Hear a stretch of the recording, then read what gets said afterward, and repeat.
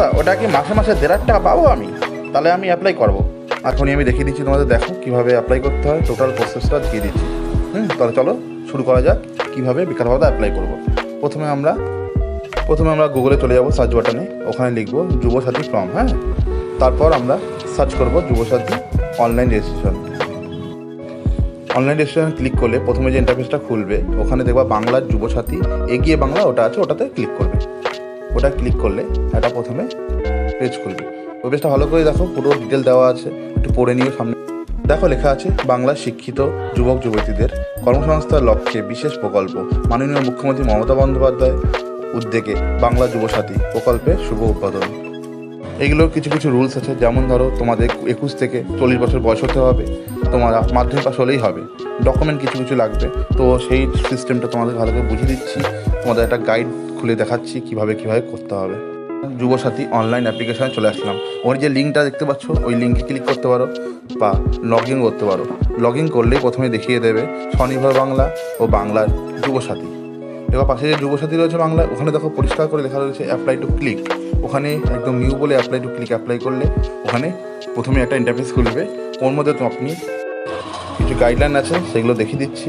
প্রথমে কিছু পিডিএফ আকারে আপলোড করতে হবে, যেমন ধরো মাধ্যমিকের মার্কশিট, মাধ্যমিকের অ্যাডমিট কার্ড, আধার কার্ড, ব্যাংকের বই, এসসি ওবিসি থাকলে এসসি ওবিসির সার্টিফিকেটটা আপলোড করতে হবে, পাসপোর্ট সাইজ ফটো, সিগনেচার, এগুলো সব আপলোড করতে হবে।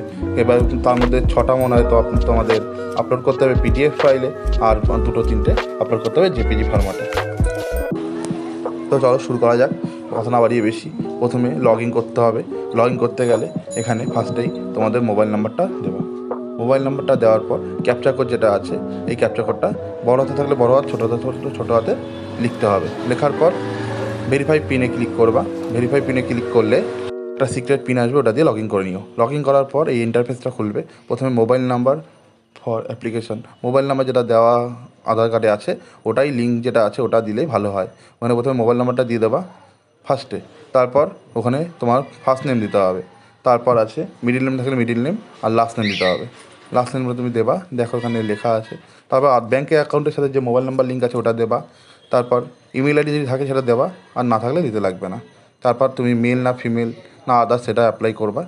ওটা হয়ে গেলে next father name, mother name, যদি বিবাহিত হয়ে থাকো স্পাউস নেম, তুমি যদি ছেলে হয়ে থাকো তাহলে তোমার বউ, আর যদি তুমি মহিলা হয়ে থাকো তাহলে তোমার হাজব্যান্ডের নাম দিতে হবে।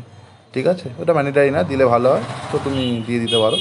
নেক্সট বলেছো তুমি কোন ক্যাটাগরির, জেনারেল না এসসি না ওবিসি, না এসটি, তো তুমি যেটা হয় সেটা ক্লিক করে নেবা। নেক্সট আছে ক্যাটাগরির পর ম্যারিটাল স্ট্যাটাস, তো ওখানে লিখতে হবে তুমি ম্যারিড না আনম্যারিড, উইডো নাকি যাই হোক সেটা তুমি লিখে দেওয়া, ক্লিক করে দেওয়া। তারপর তোমার হাউস নাম্বার দিতে হবে। হাউস নাম্বার যেটা থাকে, যেমন ধরো N005 এরকম সবার থাকে কিছু কিছু, ওটা ভোটার কার্ডে পেয়ে যাবে, ভোটার লিস্টে আর কি। তারপর তোমার পোস্ট অফিস হলে পোস্ট অফিস, তুমি ব্লক না মিউনিসিপ্যালিটি থেকে সেটা করবা। মিউনিসিপ্যালিটি যদি হয়ে থাকো মিউনিসিপ্যালিটি সেটা দিতে হবে, ওয়ার্ড নাম্বার।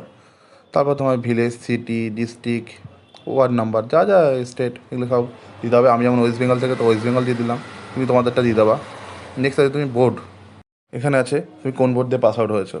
ঠিক আছে, WBB, AC, ঠিক আমি যেটা পাস আউট হয়েছে ওটা দিলাম। তারপর তুমি রোল নাম্বার দেবা, রোল নাম্বার আলাদা আলাদা দেবা, রোল আর নাম্বার আলাদা আলাদা মেনশন করা থাকে দেখে নেবা, ওটাই দেবা। ঠিক আছে, তারপর ব্যাঙ্ক ডিটেল দিতে হবে, কোন ব্যাংকের বই, SBI হলে SBI, ইউকো হলে ইউকো। তারপর ব্যাঙ্ক নেম, IFSC কোডটা খুব ইম্পর্টেন্ট, অ্যাকাউন্ট নাম্বারটা খুব ইম্পর্টেন্ট, এটা দেখে দেওয়া যাতে ভুল না হয়। IFSC কোড খুব ইম্পর্টেন্ট, ওটা ভুল হলে টাকা কিন্তু আর ঢুকবে না, 1,500 টাকা ওখানে আটকে থাকবে, তো ওটা দেখে নেবা। ঠিক আছে, নেক্সট আছে আপলোডের সিস্টেম। এখানে তোমার আপলোড করতে হবে, কী আপলোড করতে হবে, মাধ্যমিকের অ্যাডমিট, মাধ্যমিকের মার্কশিট, আধার কার্ডের ফ্রন্ট পেজ ব্যাক পেজ, দুটো এক পেজের মধ্যে সেটিং করে নেওয়া প্রথমে, তারপর PDF আকারে আপলোড করে দেওয়া। তারপর আছে SC OBC থাকলে SC OBC আপলোড করতে হবে। ব্যাংকের ফার্স্ট যে বুকটা আছে ওটা ক্লিয়ার করে স্ক্যান করে আপলোড করে দিতে হবে। এগুলো সব হয়ে গেলে ফটো সিগনেচারগুলো আপলোড করে দেওয়া জেপিজি ফরম্যাটে। তারপর ফাইনাল সাবমিট করার আগে একবার একটু ভালো করে দেখে নেওয়া, আর অল ডিক্লারেশনটা দিয়ে দেওয়া। তারপর হয়ে গেলে সাবমিট করা হয়ে গেল।